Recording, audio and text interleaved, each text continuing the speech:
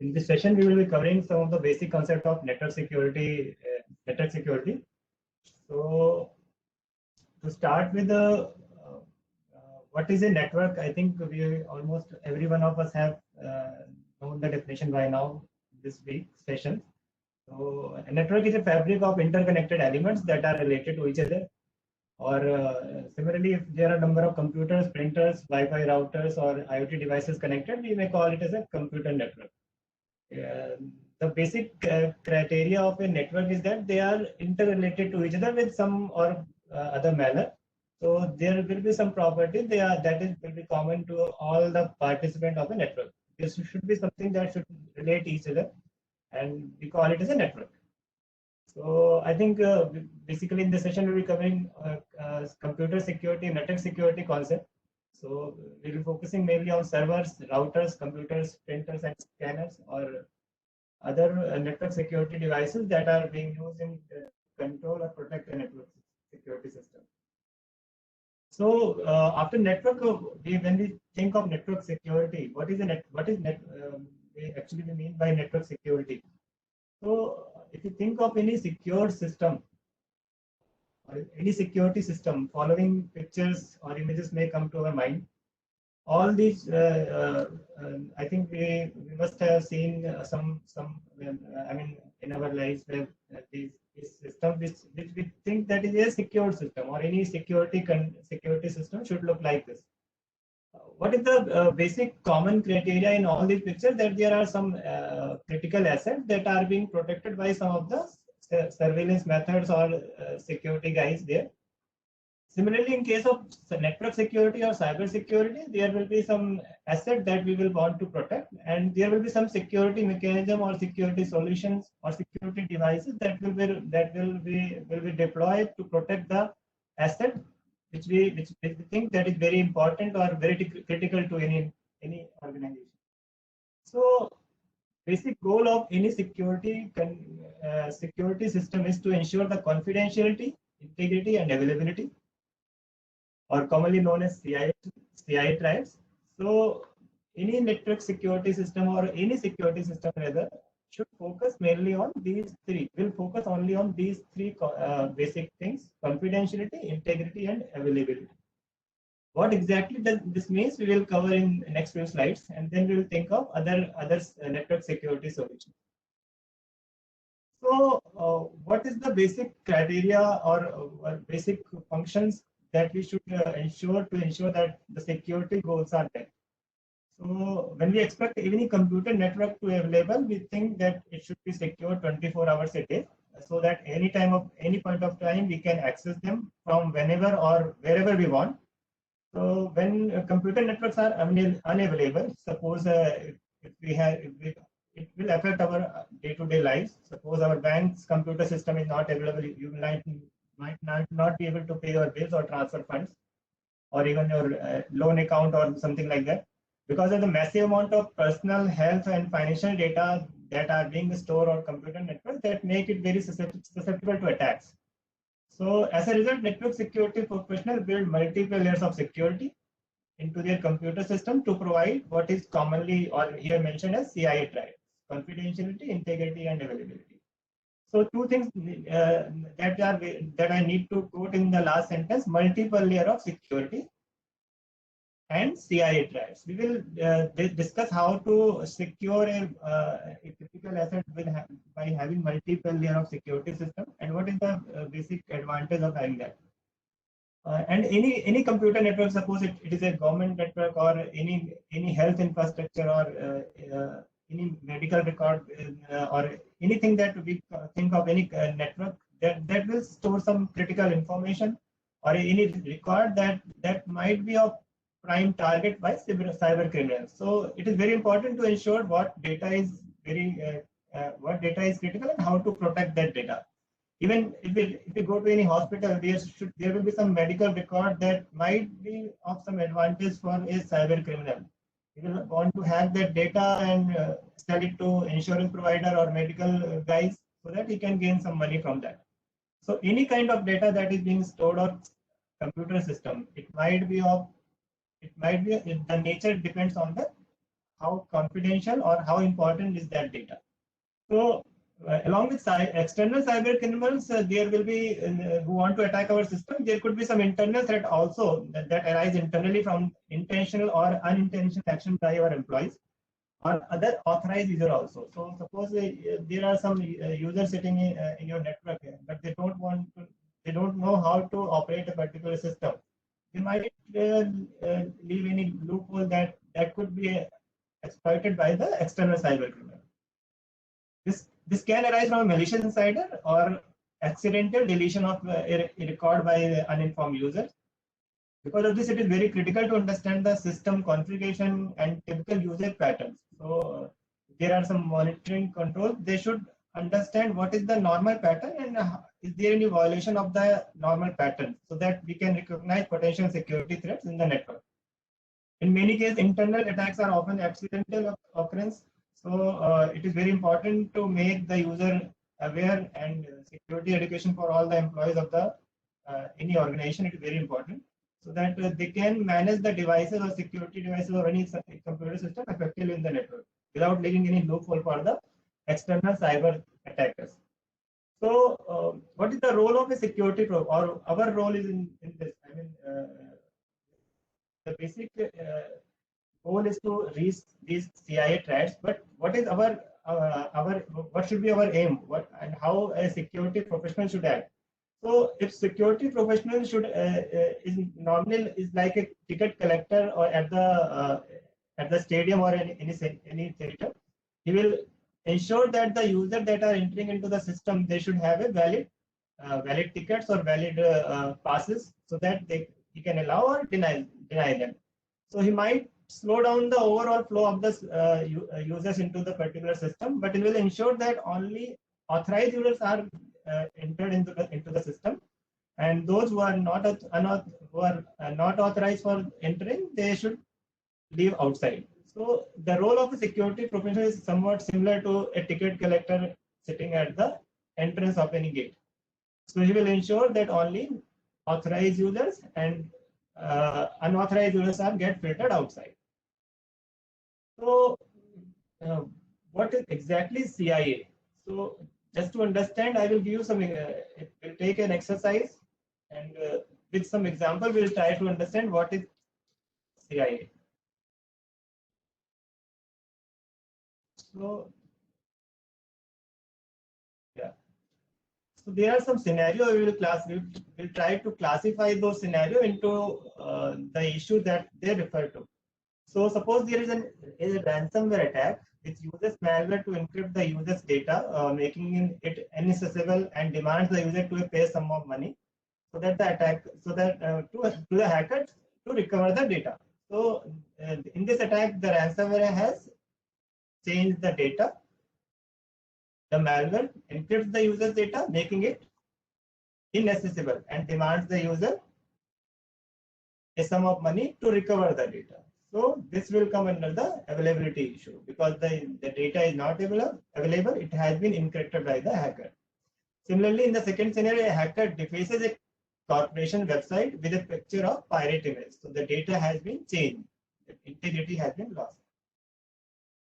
A cyber criminal gains access to the point of sale devices of a major retailer and steals customers' private credit card information. This is a confidentiality issue.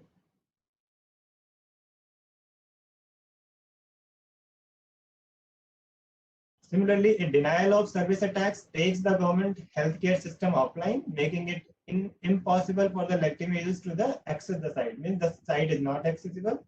It is an availability issue. The cyber barrier accesses a government document that contains instruction on how to properly secure a nuclear reactor and changes the instruction in the document. Means the data has been changed. It is an integrity issue. A hacker guesses a user password from their social media profile and uses it to access their photo in the cloud. Means the hacker was not authorized to access it, but that he has accessed it and changed the data. So we have classified these different scenarios based on the security risk they refer to. Now we'll try to check whether it is correct or not.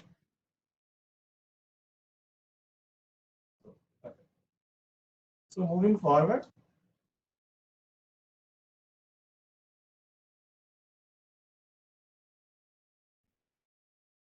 so basically, cyber security landscape consists of all these things, but we will focus mainly on network security, endpoint security, and security monitoring here. And in this session, we will basically focusing on network security here. So in the last slide, I have talked about what is the role of multi-layered security. Exactly what is multi-layered security? When there is some asset that is very important or data that is very important or very critical in nature, we will try to protect it by having multiple security devices at different levels. So when we think of any network, it will start from the gateway to perimeter devices, then to endpoint servers, and then to the data that is flowing. That is data at the rest or in moving state or in transition. So at the gateway, we can have BOGON or access list to, or DNS servers that on which the policies can be deployed so that unauthorized or unwanted traffic can be filtered at the gateway level itself. Suppose you get a threat intel from any security device like a security agency like Certin, that the data in the cloud where DNS server, where any server can be exploited on 445 or 3389. What we can do that we can restrict those services at the gateway level itself, or we can block those IPs by having pushing policies or any network ranges strictly at the gateway level itself. So it will filter some of the traffic based on the policies that have been configured at the gateway level. Similarly, at the perimeter level, we have devices like DDoS, network firewalls, intrusion prevention system, or UTM, what normally is Unified Threat Management application firewalls. So at the perimeter level, also based on signature or behavior analysis, devices will drop some traffic, and the blocked any attack traffic that are being detected by these devices will get blocked at the perimeter level itself. At the next level, we call as an endpoint level, there could be antivirus solution deployed, patch management solution, or HIPS, host-based firewalls, or HIPS solutions.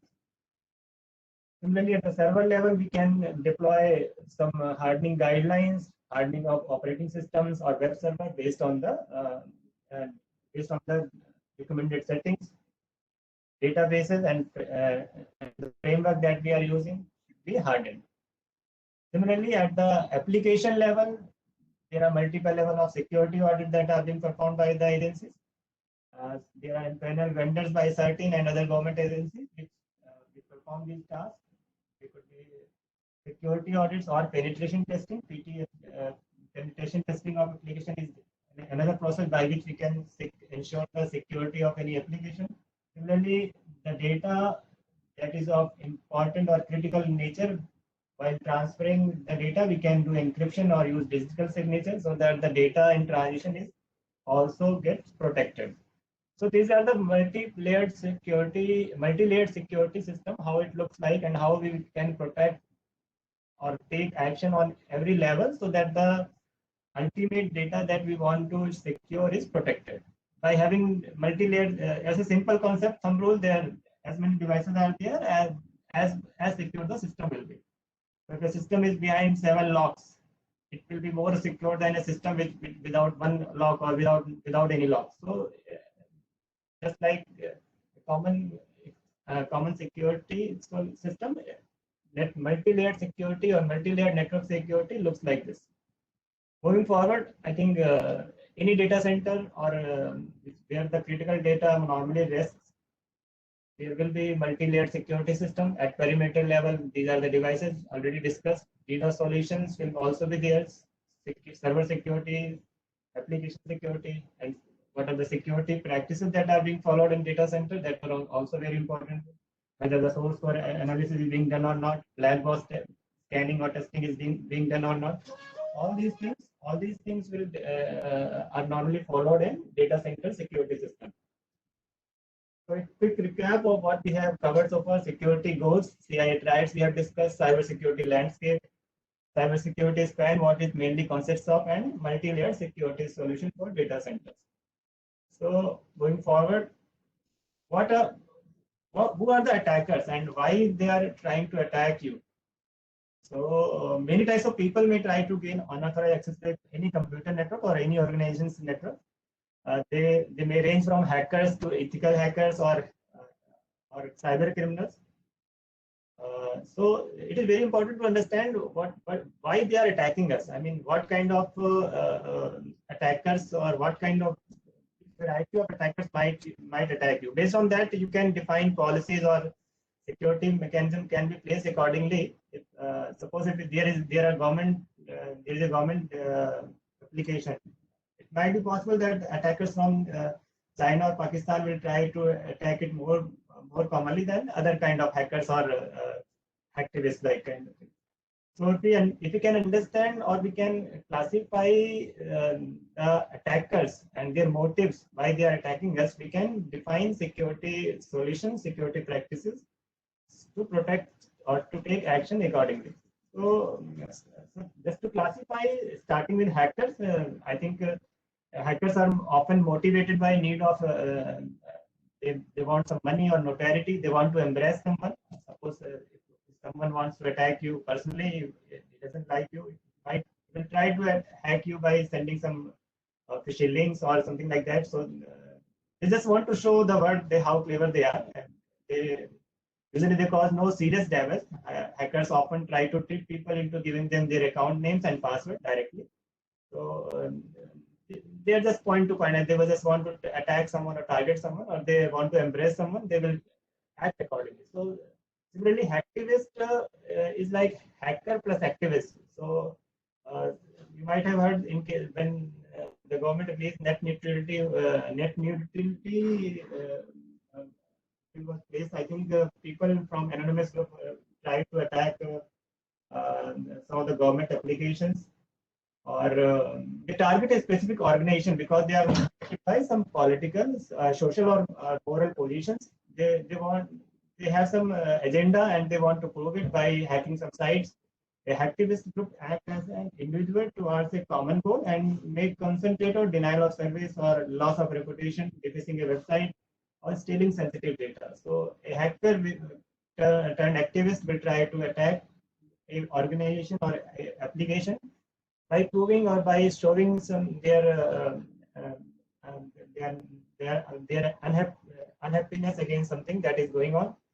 And similarly, cyber terrorists cause disruption or damage to intimidate their enemies. They may try to disrupt major websites or damage military technologies. Cyber criminals are motivated by money. So these days, when someone calls you for your credit card number, try to do some fraud, they are cyber criminals. So they look for credit card data, personal PII information such as social security numbers, intellectual property, and other valuables.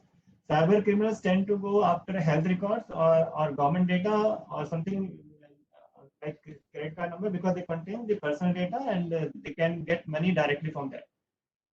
Similarly, cyber warriors are motivated by national interest.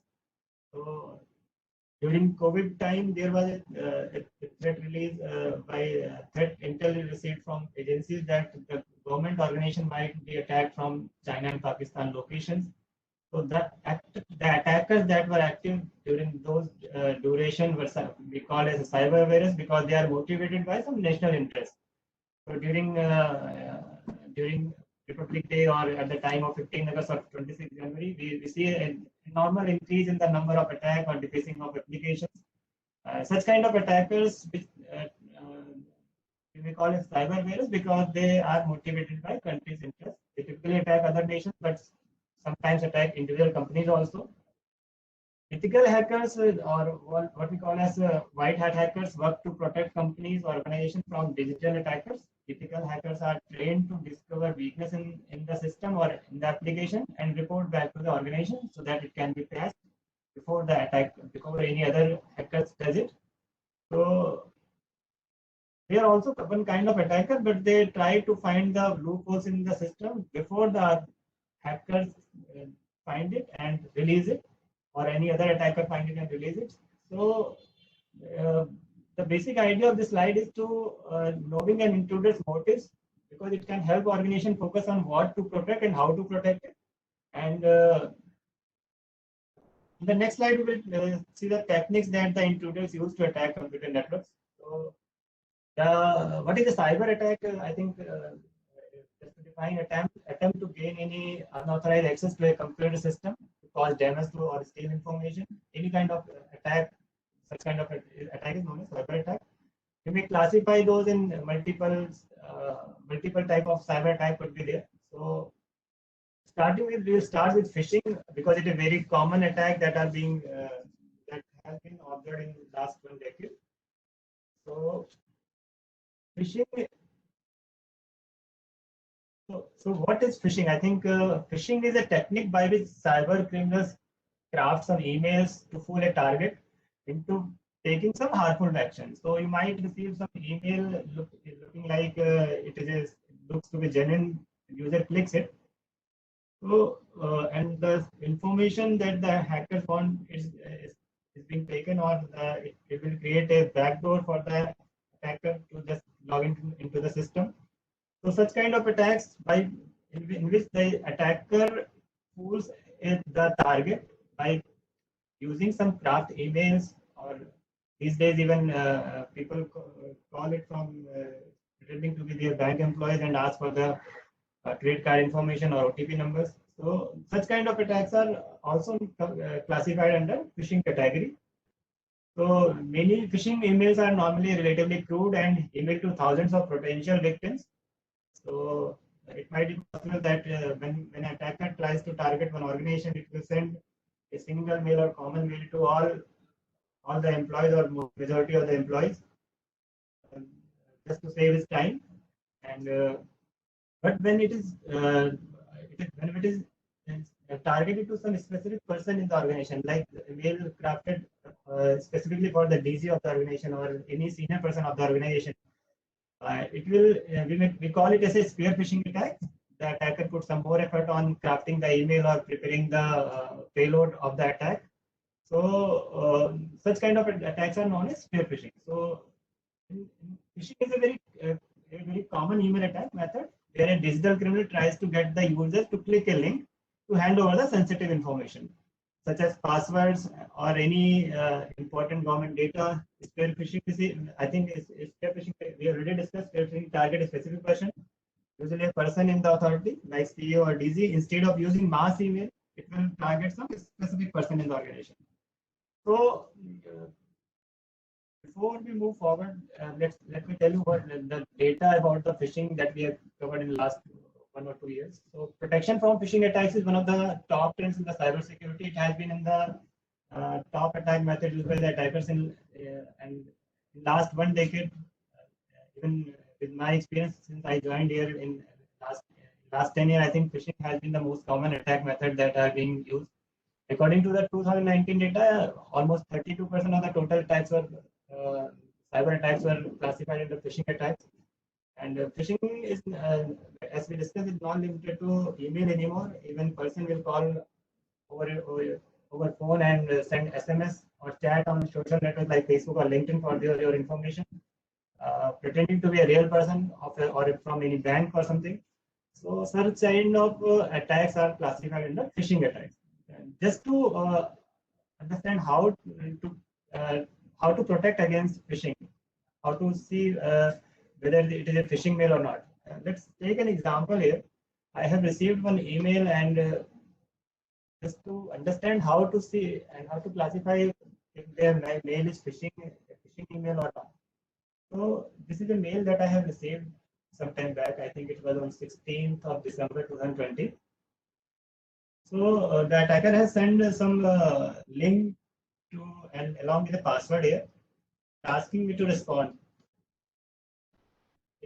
Is showing some Google links. So normally Google link are allowed on the perimeter security devices, and the password is also there. It means it is a zip file, and it is asking me to open it and extract the file. So first of all, I don't know the person. I may immediately delete the email. But if you want to do some more research, you can check the header also. Header part is this. This is the header of the email. So based on the header, you can find out the mail originating IP or sender details So how to find the mail originating IP in a header? So start from the bottom. So the first IP address or that you encounter before the subject line is your mail originating IP, or something like X originating IP is there. The first IP that you encounter here is mail originating IP. So this is the mail originating IP. I don't know what to do with this. So there are some sites that are available. You can check the reputation of the file, the IP address. So there is a site Abuse IPDB.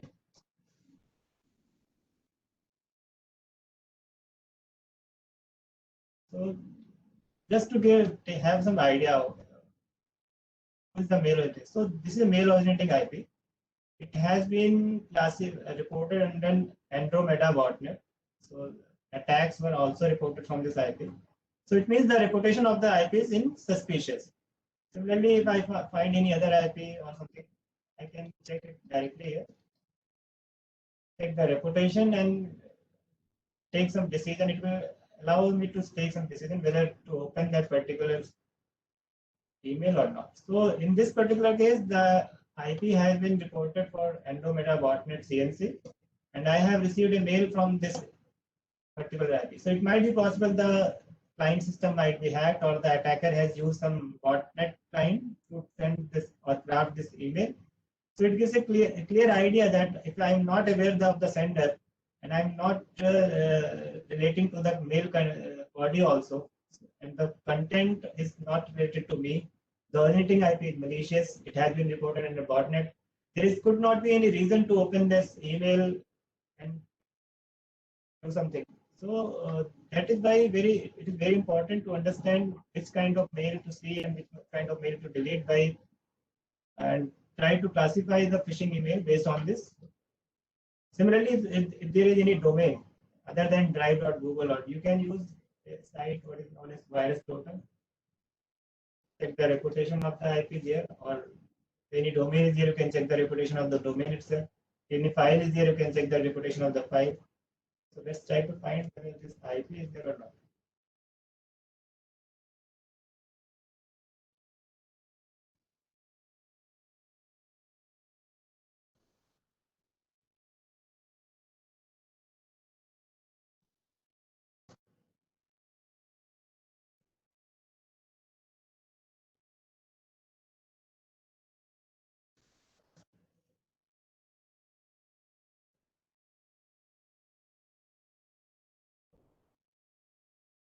If the captcha is there, it's not able to me.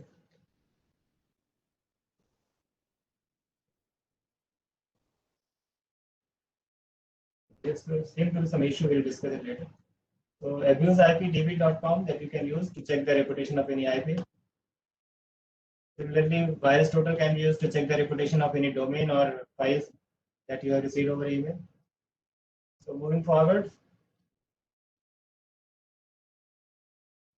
So after phishing, I think DOS or DDoS attack is the next. So any DOS attack or denial of service attack, in case of in such kind of attack, the attacker attempts to deny the computer resources to the computers, to the network's users, by spreading the server by bogus request.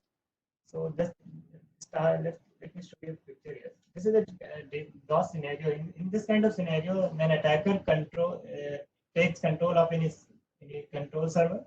It controls multiple systems, or we call it as a botnets. The attacker commands the controller, and controller commands the zombies to launch an attack against the victim. It will flood the victim server with number of requests which the victim server cannot handle, and will not able to respond to these or other legitimate users also. So such kind of scenario is known as DOS attacks. In DOS attack or DOS or DDoS attacks, the attacker takes control of number of system and try to flood the target system by bogus request, and so that the target is not able to respond to the genuine users. In a distributed denial server, the attack come from many sources, while in DOS attack, the source is only a single user. So we can enable firewalls, run anti-malware software, and use a VPN network to protect against DOS or DDoS attacks. There are some proprietary DDoS solution also that big data centers or service provider deploy at their gateway at the perimeter level. So such kind of attacks get filtered at the perimeter level itself if the solution are there. A denial of service attack is a brute force method to try to stop some online services from working properly. For instance, attacks might send so much traffic to a website or many requests to a database that it overwhelms those system ability to function, making them unavailable to anybody. So a DDoS attack uses an army of computers, usually compromised by malware and under the control of cyber criminals. So if you are a target, you might be a victim, or you can be a zombie. Suppose there are network in your, there are some computers in your system which are infected and they are being controlled by an attacker. Your systems might be used to launch attack against a third organization also. So you might be a victim, or you could be a zombie or a botnet, or you could be a controller also. So, and might be being used by the attacker to launch attack on other organizations. So I think after DOS and DDoS, man in the middle attack, in the man in the middle attack, the intruders eavesdrops in the two parties, and so they believe that they are communicating with each other, but ultimately they are communicating with the person sitting in between them. Just like in the attacker may insert themselves into the middle of a Wi-Fi transmission or tap into a physical network connection, then they can collect or possibly alter the data transmissions. So all this happens without the knowledge of, without the awareness of the target or the source. So they are not aware of that someone is tapping the data. So basically, encryption is very important. Encryption, the data in the transition is very important. Or using a VPN network can be used to protect against man in the middle attack. So malware. The next category of the attackers that cyber attacks are classified under malware. Any piece of code that has been written with some malicious intent is known as malware. Virus is the common name or the synonymally used for malware. So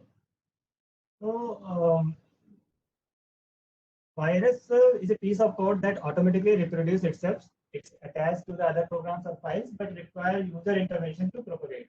So in case of virus, there is a program with some propagation technique and some payload, and the infection code is also written in the same sample embedded in there. Similarly, if the malware is able to self-propagate, because the virus becomes worm. So the basic difference between a virus and worm is that worms are self-replicating; they propagate itself, and they don't need user intervention to propagate from one system to other. So similarly, after virus and worm, there are backdoor, Trojan horse, rootkits. All these are the different varieties of the viruses. Similarly, the basic goal of backdoor, Trojan, or rootkits is to take possession of any machine subsequently by infecting the system. Just the name suggests backdoor will leave a backdoor for any virus or any attacker, so that at any point of time he can access by that backdoor, he can access your system, and the data is being leaked from that particular port. So suppose there is a piece of malware, it doesn't send data at that time, but it will open a particular port on your system. That any port can it can be 1, 2, 3, 4, any port that are initially not being used by you. So what the attacker can do, that he knows now that this particular port is open on your system, and this kind of command can be run on that particular port. So the attacker will try to access your port, access your system by using that particular port, and you are not aware that particular port is open, and the attacker enters into your system by that particular port or vulnerability into the system and takes control of your computer system. So such kind of viruses are known as backdoor. Similarly, Trojan horse You download some freeware from any website and install that particular application. But along with the applications, there could be some unwanted or any software that are malicious in nature, and they start sending your personal information like your passwords. They record the password and start sending it to the outsider. So such kind of attacks are viruses are known as Trojan horse because they are hidden inside is legitimate looking software and try to harm you by sending your information outside without your knowledge. Similarly, rootkits are the malware or viruses that work at the kernel level. They will they have they will attack at the kernel level so that normal antivirus software or operating systems cannot be detected by the viruses running in kernel mode. So these are the basic classification of viruses. Similarly, there are new terms that have been arise in last few years. APTs, they are advanced persistent threat. So cyber threats that act in a coordinated fashion or to penetrate an organization defense and establish a long-term foothold in the network are known as advanced persistent threats. So these are the categories of the malware which have been built with some advanced mechanisms so that it cannot be detected by non-traditional antivirus softwares. And they are persistent. It means they have specific target and they persist for a long period of time. And they are normally also state sponsored. There are some malwares. There are also APTs. And the name in itself suggests what is the characteristic of these threats. They are advanced. I mean, they are written with some. There could be some zero-day exploit that can be being used. They are highly sophisticated. They are persistent. They have long-term goals. They are motivated by some national interest. Also, they could be created by that, and they are threats to any organization because they are not the traditional malware that could be detected by some traditional softwares. So that's why we call it APTs. So till now, what we have discussed were different varieties of the security attacks. So if we try to classify how a particular attack is happening, there are basically four categories in which we can define. So in a normal scenario, there will be some source and there will be some destination. That information is flowing between the source and destination. So in case of there is a scenario what we call as interruption, what in interruption the destination or target become inaccessible. So the source is sending the information, but it is not reaching to the target. So this is an availability issue. In the CIA thread, we have discussed three things: confidentiality, integrity, and availability. So in case of interruption, the availability is affected. So such kind of examples could be DOS or DDoS attack, when the information that is being requested by the source is not being received from the or not being sent from the target because it is not reaching up to the that. So similarly, in this is the example of interruption attack, DOS or DDoS attacks. So just to give some more idea of how it DOS and DDoS attacks, suppose there is an application in a normal scenario. There will be 100 SYN requests generated by the source. Server will respond with 100 SYN, and the source will then again send acknowledgement and the data transmission will begin. So this is a normal scenario. So there are 100 requests, 100 SYN from the server and 100 acknowledgement from the source, and the information data communication begins. Similarly, if suppose there is an application on which the result has been published, the number of SYN or the number of users will be high. So there will be 10,000 SYN requests. It could be 10,000, 1 lakh or so on. 10,000 SYN requests, SYN-ACK. Similarly, the server will respond with 10,000 SYN-ACK and 10,000 acknowledgement by the different sources that are requesting the data. So in proportion, both are increasing as the for the data communication to begin. But in case of DOS or DDoS attack, or what we call as a variety of that SYN flood attack, is a kind of DDoS attack. In SYN attack, there are 10,000 SYN requests.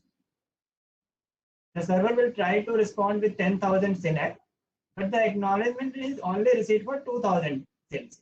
It means the rest 8,000 requests were bogus, and they were generated by some zombie or some zombies which don't expect the acknowledgement or don't expect the synapse to come.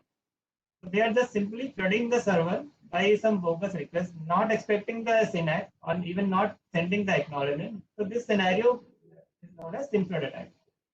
These are the simple methods that are being used by DDoS sensors to detect a SYN attack or DDoS attack.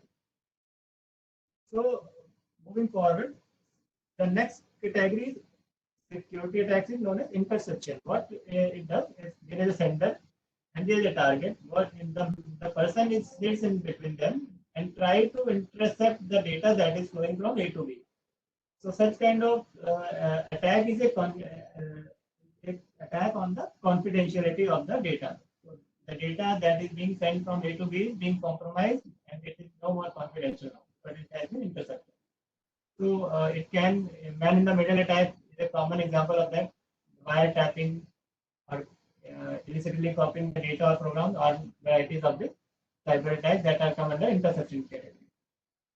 Similarly, modification, the data is being the data that is flowing from A to B is being intercepted by a third one and it's being modified and then being sent to B. So suppose you are doing some bank transaction and attacker intercepts the data and changes the value from 1 lakh to 10 lakh and send it to the bank system. So this scenario is known as attack on the integrity. So the data that is being sent from A has been changed and been sent to the target. The change data has been sent from A to B. So the next category is fabrication. So an unauthorized party inserts a counterfeit object. So suppose A was supposed to send data to B, but here the attacker has crafted some data, some message and send it to the system to expect something that the target should not reveal. So like in case of SQL injection, the attacker tries to extract some information from the web server which he is not authorized to by putting some dot slash or various combination of fuzzing kind of data. So by putting those data, the attacker is trying to exfiltrate some data from the server which is not authorized to. Such kind of attack is known as fabrication attack. It is an attack on the integrity. So before we move forward, let's try to take some exercise.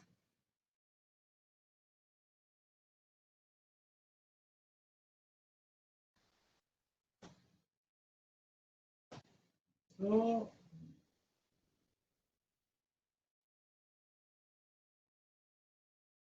let's try to classify or try to match the following type of attacks. So there are various scenarios. Malicious software such as computer viruses, bombs, Trojan horses, spyware that infect a computer network and allow hackers to compromise the confidentiality, integrity, or availability of the information comes under a bad. So a cybercrime in which users are contacted by email, phone, or text, I think phishing is the answer. An attacker prevents selectivity user from accessing network by flooding the network with traffic.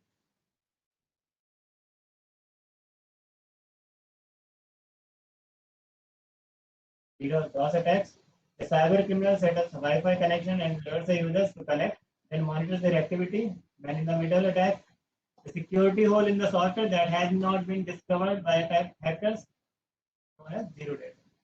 So a zero-day attack are the vulnerabilities in the software that have yet to be fixed.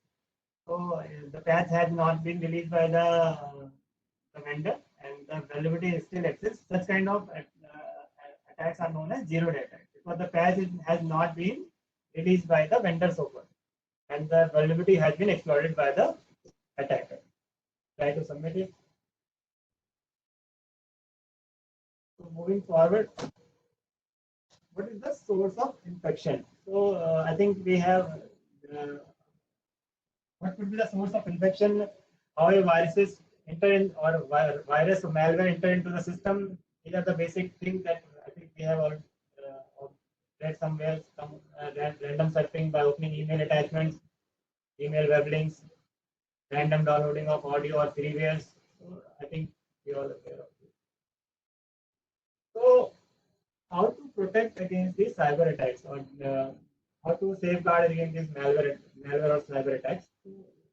These are the basic techniques that are being used, that do exist at the present and being used for securing computer and network security. We can use firewall, IPS, UTMs, encryption, applying patches for OS and application regularly, using secure networks, using VPN from while connecting from outside, network segmentation, using anti-malware software.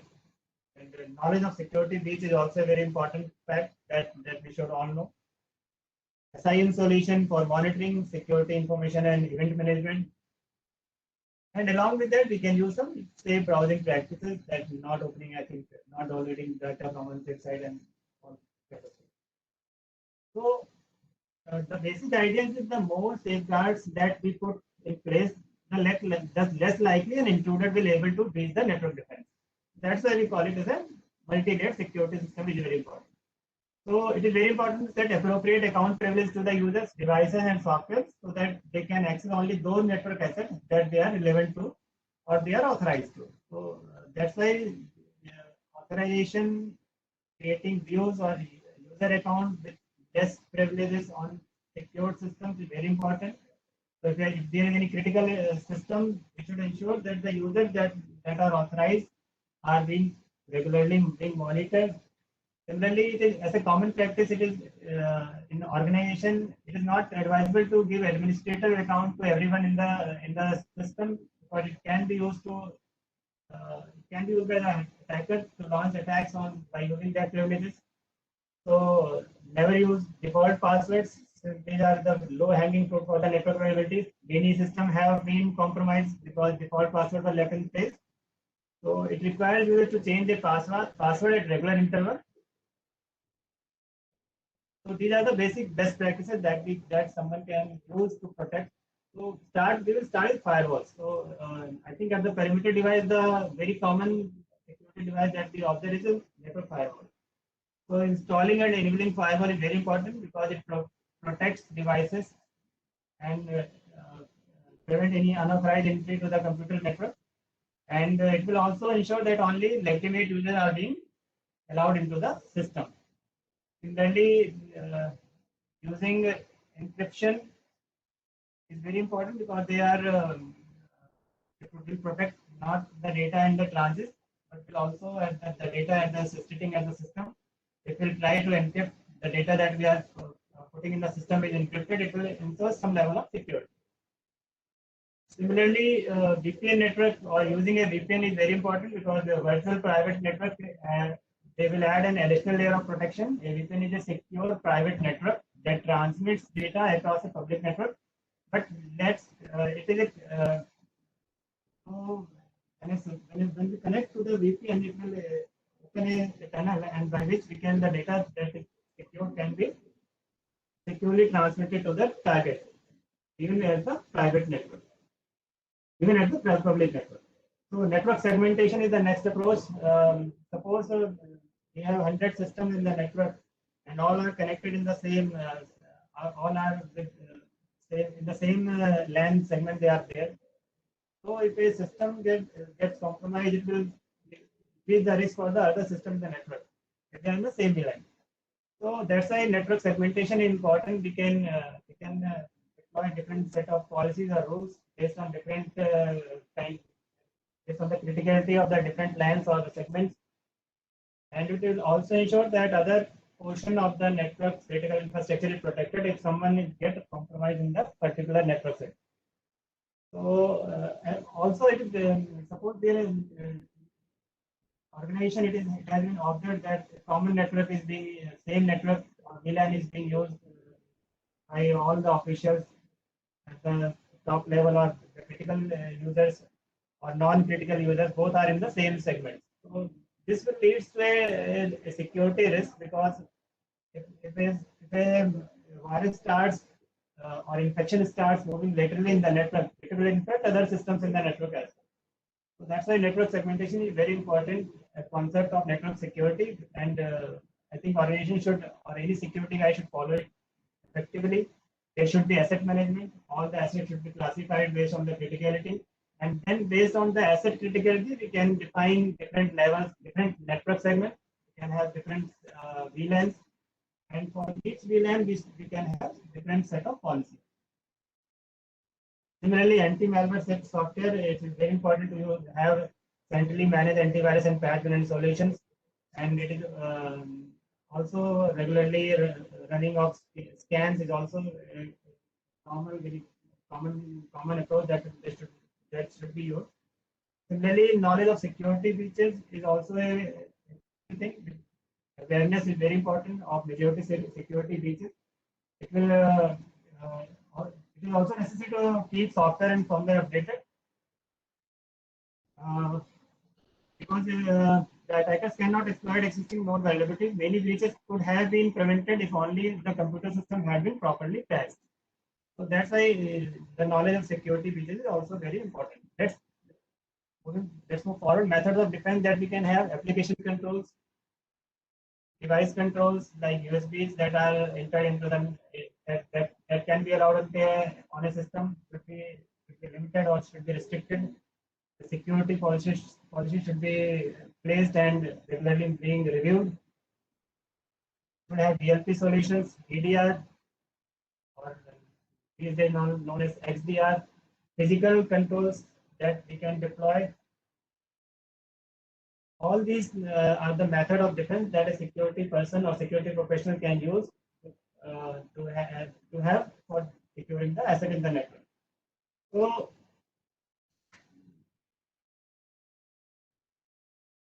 the network security strategies that we can have, three aspects of network security are there: policy, formation, enforcement, and audit assessment. So, there are three aspects of security strategy: policy, enforcement, and audit assessment. The security policy provides the framework that defines who and what can access an organization's technology and information assets. The security policy also determines each person's security responsibilities. After a security policy is defined, it is not set and in stone since asset requirements, technology, and risks change over time. So a security policy should be updated on a regular basis. Beyond having security procedures that define how a security policy should be implemented, it is very important to understand how it is enforced. Firewalls, user authentication, network segmentation, or VPNs, encryption, all the methods commonly used that are the methods that are being used for commonly enforcing a security policy. Similarly, after a security policy is implemented and enforced, the task of auditing and assessing the system begins. So, an audit or assessment plan defines what needs to be monitored and how it should be monitored to determine whether the network has been compromised or it is currently under attack. The plan also needs to provide appropriate response and remediation if a breach occurs. So, these are the basically the three aspects of security strategy. Similarly, the next step is to identify the asset, or what we known as asset management is very important. So, as discussed previously, it is necessary to identify the most important data in the network, to identify associated protections and prioritize the actions and risks. Network security engineers or security professionals identify data storage locations, understand data transfer flows, and manage what devices should and should not be allowed to access the network data. So, similarly, the next step is to know the threats. What are the threats or what kind of attackers can attack your organization or system? So, understanding who may want to view a company's confidential information, make unauthorized changes to the network environment, or even steal sensitive data, it will help to prepare defense against the cyber attacks. So, knowing the threats and the attackers that our system is susceptible to is very important. Similarly, we can define the defense mechanism. Minimize the weakness.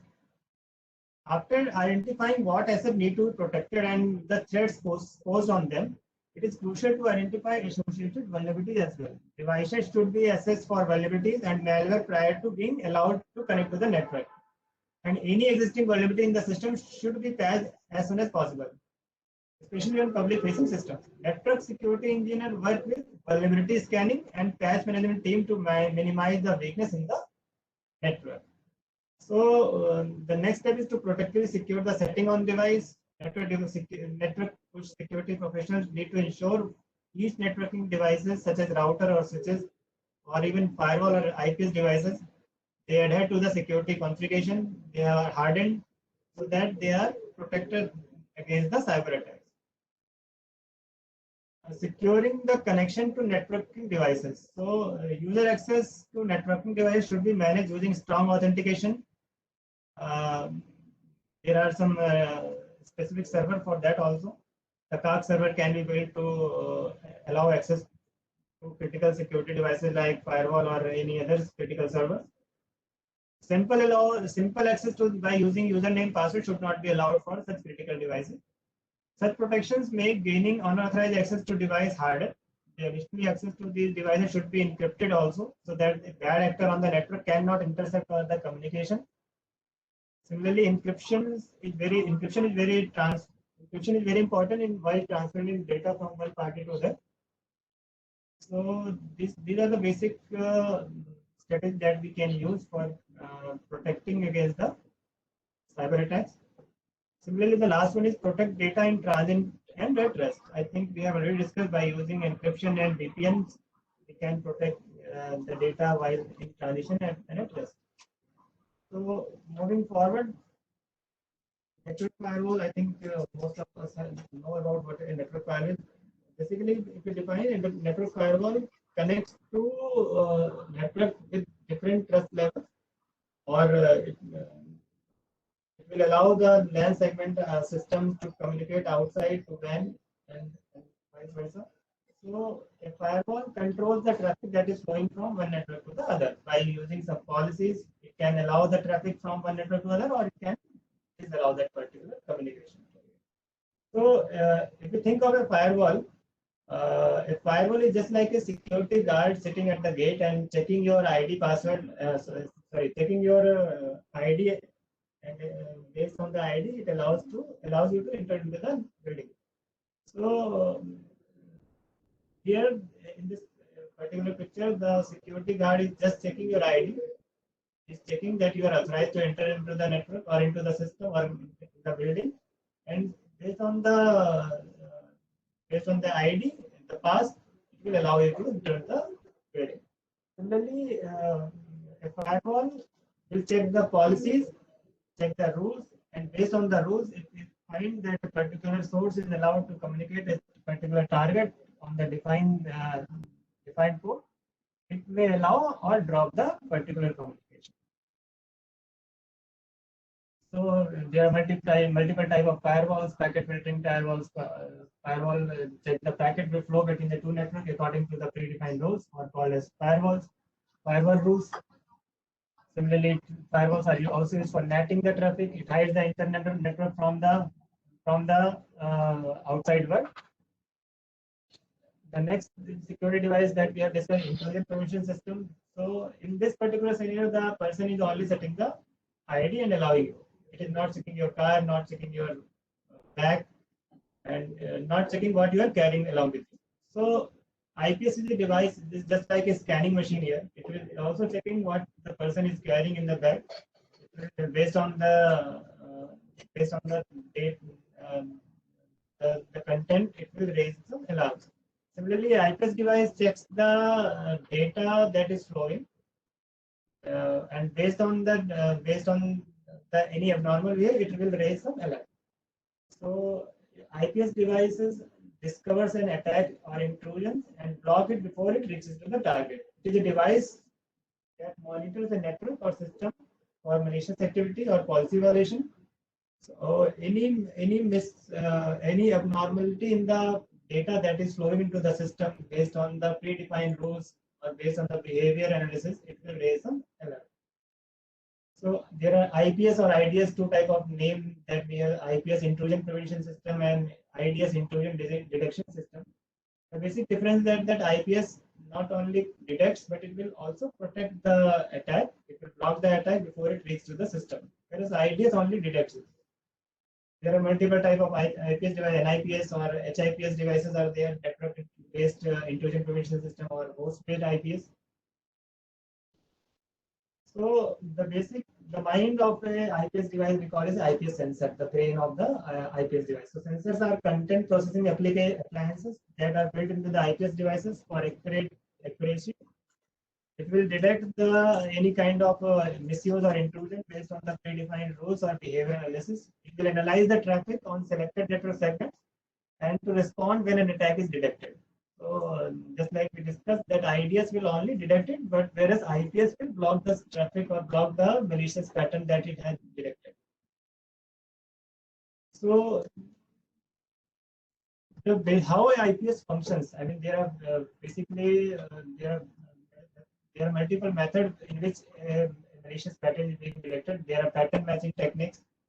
Suppose you can define a user-defined signature also in IPS that if you find this particular pattern in the URL or in the domain name, you raise an alert. So suppose you want to raise an alert if there is a hack word in the data that is flowing into the system. So the IPS will raise an alert if it matches any of the word hack in the pattern that is flowing.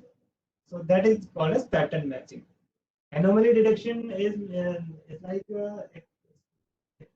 it will capture the long-term normal behavior of the protection system and will compare the short-term of that behavior.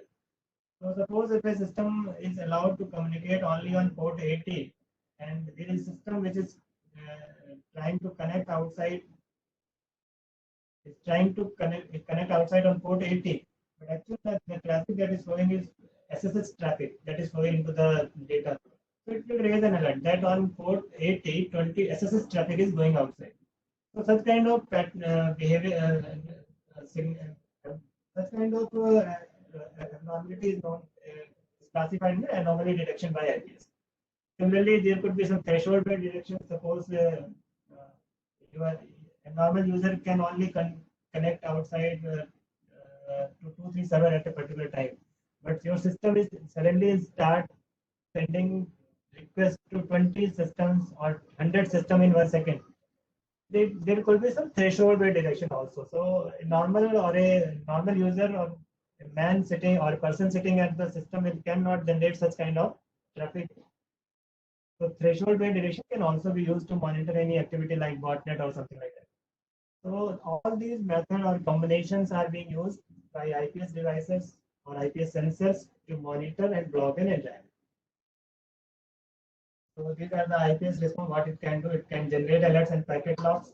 It can reset the TCP connection and will send the attacker to send the request again. It can quarantine the source or destination IP for a particular duration, or it can block the attack packet before it reaches to the target. So these are the IPS response based on the mechanism that we have discussed. How it can be deployed? It can be deployed in monitoring mode or in prevention mode. So in monitoring mode, it will only monitor the traffic, while in prevention, it will also block it. The main one of the major challenge that I have encountered with the IPS is the number of false positives. It's very important to monitor the behavior of the false positives that are being generated by any security device, not only IPS. So false positive are challenged with all the security, not only specific to IPS, but any security device can generate false positive alerts and can block activity user also. So IPS deployment, I think it can be deployed in inline mode or on tapping mode. So let's move forward. UTM devices. So what are UTM devices? I think we have discussed about firewall and IPS in the last slides. So if a network is not big enough and if a small network is there, we can it could be very expensive to buy all these security devices and put it in the network. So what a UTM provides is it is a combination of all these features bundled into a common solution, and that's why we call it as a unified threat management. It will have all the features: network firewall functioning, IPS or IDS, gateway level antivirus. It will also provide application layer 7 firewall control, deep packet inspection, or data loss prevention system. So even virtual private VPN services are also being provided by UTMs. Similarly, monitoring. It will also provide some monitoring window, monitor the threats. So all kinds of solutions are bundled into a system and into a package called as a unified threat management. There are multiple UTM devices that are in market these days.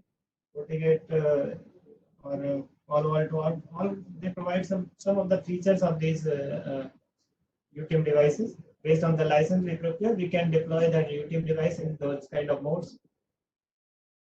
So these are the basic feature that can be used: web filtering, URL filtering, antivirus, IPS, SSL inspection, application control. So all these are the basic features that a UTM can provide. So if you want to block any, suppose that there is a policy, Facebook should be blocked in particular network, a UTM device can be used, or URL filtering mode can be used to block such traffic. Similarly, there are some applications like to avoid just like proxy software, Ultrasoft proxy. The application control method can be used to block such kind of application to be downloaded into the network. So going forward, I think a quick recap of all the things that we have learned so far: DOS attacks, network firewalls, IPS devices we have discussed, and UTM devices. That is an all-in-one device. So these are the NIST cybersecurity frameworks. I think what is the requirement of any security framework is to provide a mechanism or to prepare against any cyber attack. If a cyber attack happens, how to respond to that particular attack. So a cyber security framework will have all these basically can be classified into 5 parts of any framework. Identify the attack, then protect or detect, then detect, respond, and recover. These are the phases in which any cyber incident can be handled. First step is to identify the attack. The identify function covers knowing what assets we need to protect, what are the vulnerabilities, threat, and risk associated with these. So that's why in the identify we need to first classify the asset that we are having, and provide protecting mechanism. What are the security controls or security devices that are in place?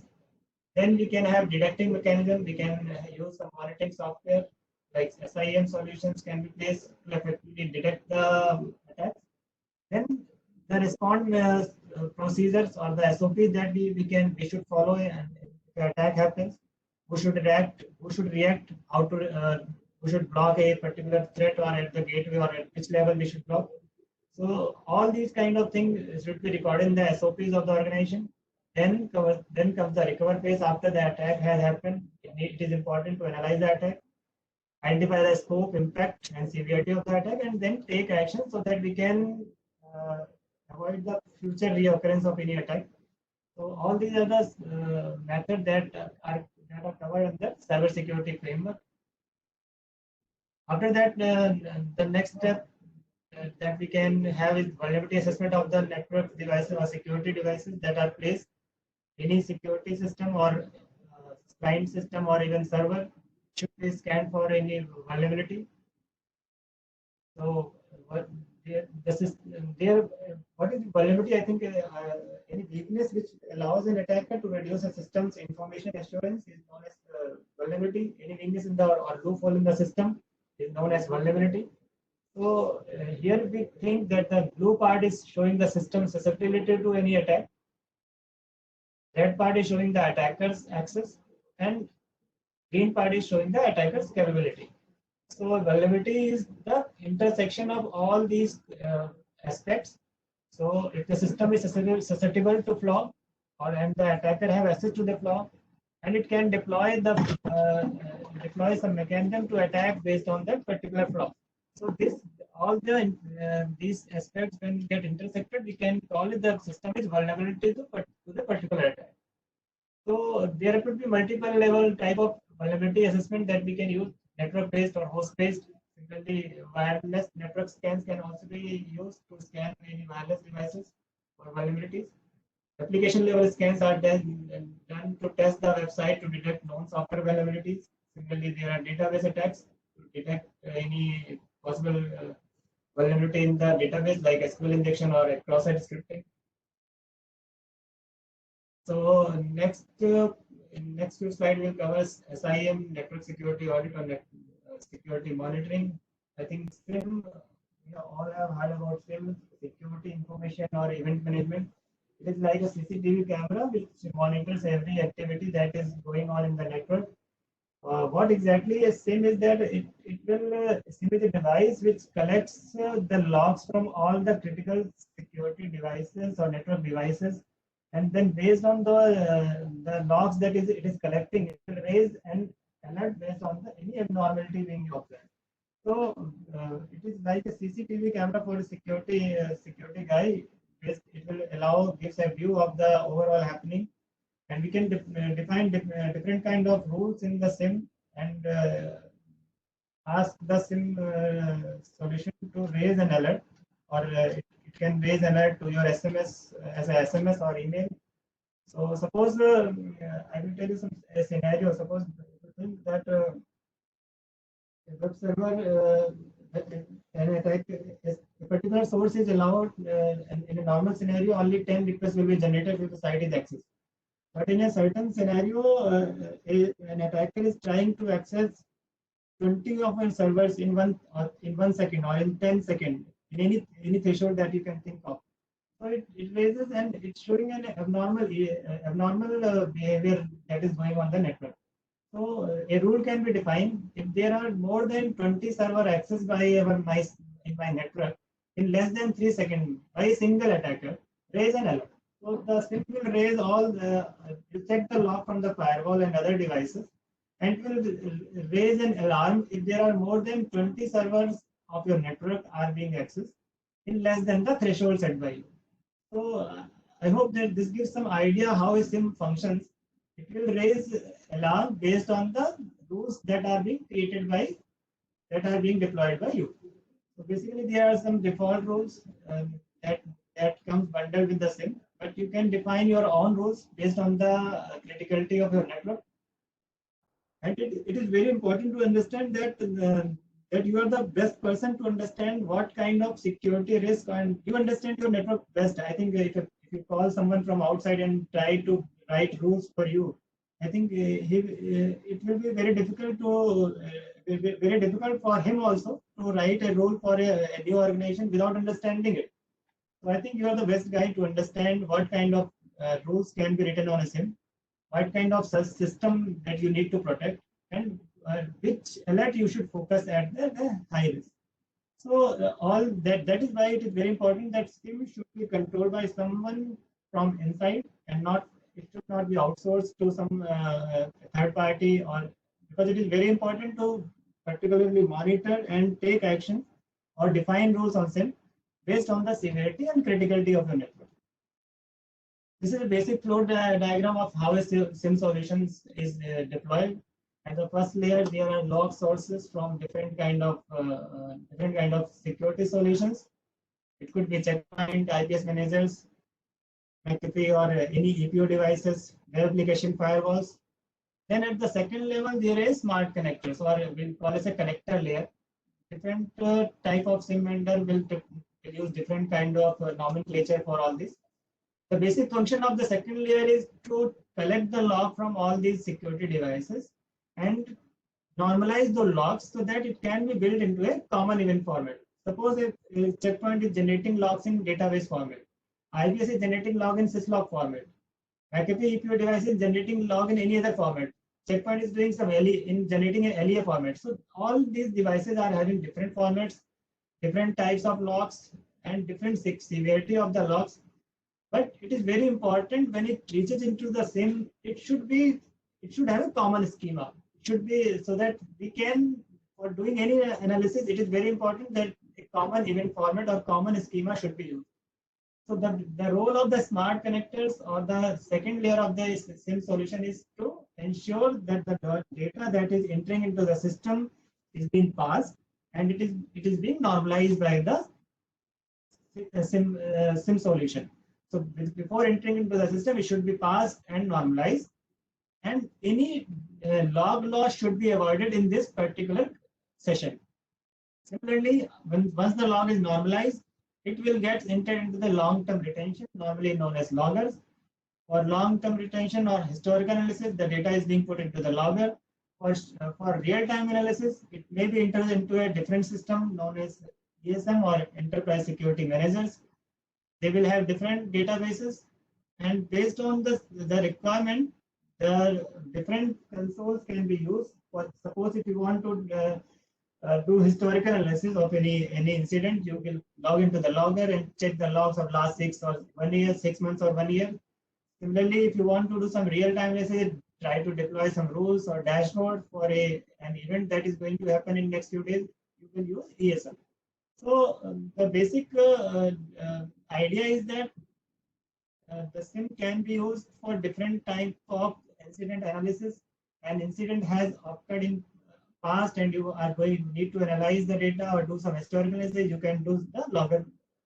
You can use that module. Similarly, if you want to provide some real-time analysis, you can use the ESM module. So the basic thing is that SIM will give, by logging into this common console, you can monitor all the security devices. At least you can monitor the logs or attacks that are going on all the security appliances in your network. It is very difficult to take to log into the console of each security device and take actions based on the individual intel from each of the devices that are receiving. SIM provides a common console or common view of all these security solutions, and based on the inputs from all these devices, you can correlate the log and take actions. So these are the functions of SIM. Mostly we have discussed correlation, monitoring, analysis, and reporting. What is correlation? Is that correlation is any event or interrelating the activities that are going through in different set of events or different set of devices. Suppose let me give you an example of correlation. Suppose there are 10 events on firewall for SSH attempt from a malicious actor, and all these are events gets dropped by the firewall device. But on a different firewall, you are observing if is successful hit from that particular source.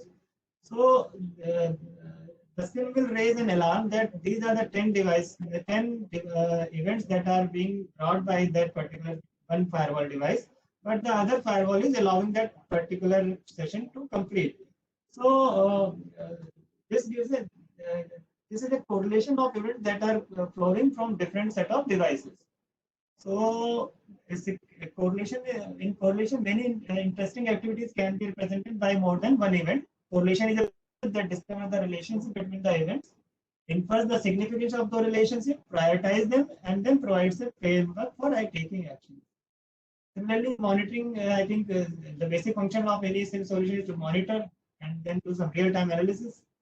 You can use some NS lookup, ping, port info, traceroute, all kind of things are inbuilt in the SIM solution. You can directly right click and take whatever command that you want to do. Similarly, you can generate some long-term reports for your management and put some graphical view and represent the graphical view for the management to take some decision based on the report that you are submitting.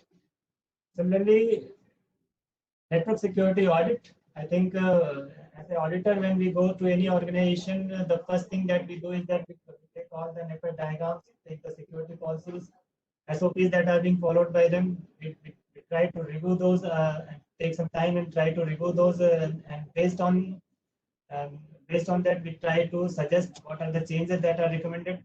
Similarly, the next step is to collect logs from the perimeter or security devices, and then analyze those logs and take some identify the system in the network, or define the sample that we need to check, or the critical asset that we need to check for any vulnerabilities.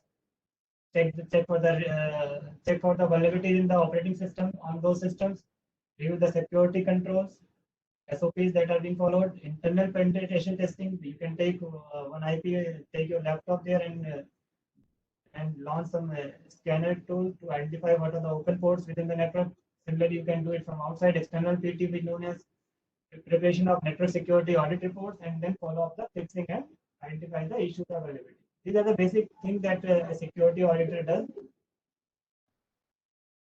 These are the common audit findings. What you will observe in an audit, in any audit report: obsolete version of operating system, open shares, stored trojans, etc., softwares, or systems and devices are not patched. These are the common things that you will observe in security audit. So what is the importance of any comprehensive network security? Because suppose there is a castle and it is protected by using some perimeter security device, or a lock gate is there. Similarly, the security controls are there to monitor all the castle's assets. But there is an unaware user. He simply goes outside, leaving a loophole here. It can be exploited by any third attacker, and the whole castle gets compromised by a single mistake. So it is very important that security controls are placed. Along with security controls, the monitoring of what is going in and going out from your network, it is very important. Any single user sitting on the network can open a loophole which can be used by the attacker to compromise the complete network.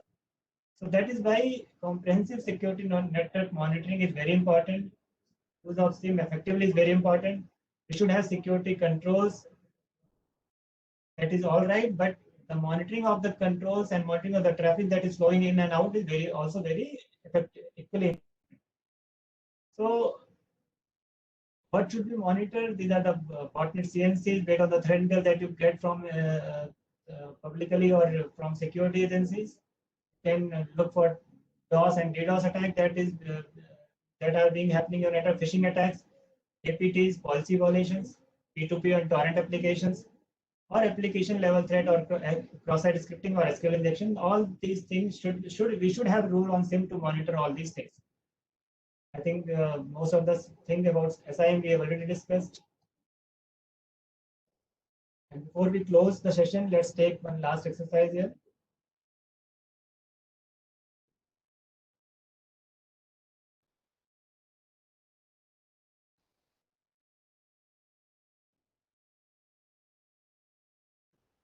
So let's try to classify all these attacks. Malicious software such as computer viruses, worms, Trojan horses, spyware that infect a computer network and allows hackers to compromise the confidentiality, integrity, and availability of the information is malware. Cybercrime in which users are contacted by email, phone, or text. I think we have discussed so far. Phishing attack is there. An attacker preventing legitimate users from accessing a network, flooding the network with traffic. Flooding means DDoS. A cyber criminal uses set up Wi-Fi connection and lures the users to connect them. Man in the middle attack, with zero data, I think we already discussed it.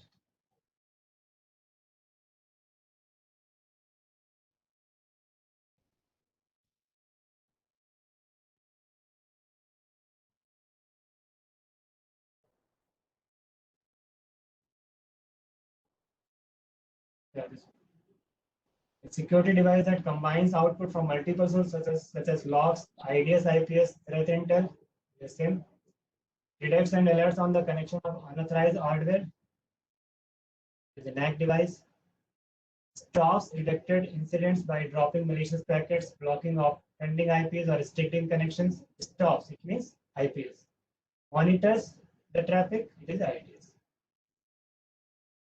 So that's all with this. And with this, we will close the session here. Any questions?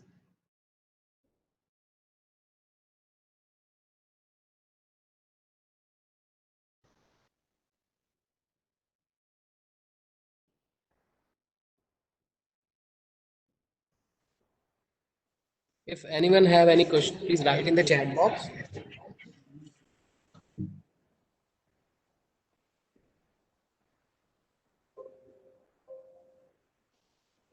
Okay, so sir, I think we can close the session here.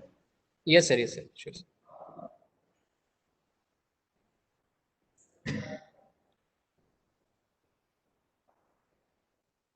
Hari sir, please present your slides, sir.